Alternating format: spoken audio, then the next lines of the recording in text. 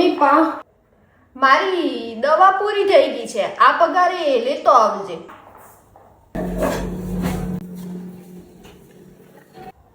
હા, મારે પણ પિયરમાં લગન છે, મારે પણ સાડી લેવાની છે નવી.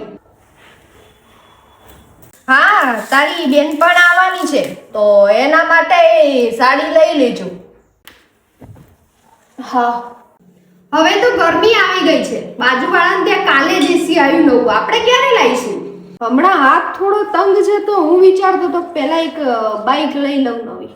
નોકરી જતી વખતે રસ્તામાં બહુ હેરાન કરે છે, બગડી જાય છે ઘડીએ ઘડીએ.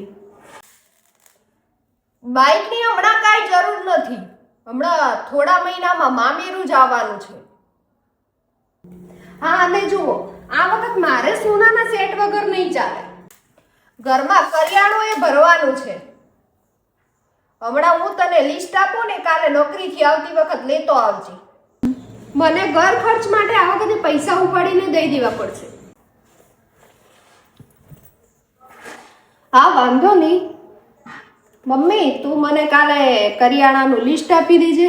અને મેં એક ઝવેરીના ત્યાં પગાર થાય એટલે 500,000 ભરતો હતો, એ હપ્તામાંથી મારાથી થશે એટલું તને સોનાનું કંઈક બનાવી આપીશ. મારે તો ચાલશે, હું તો બસમાં નોકરી જતો રહીશ. કાલે દવા પણ આવી જશે.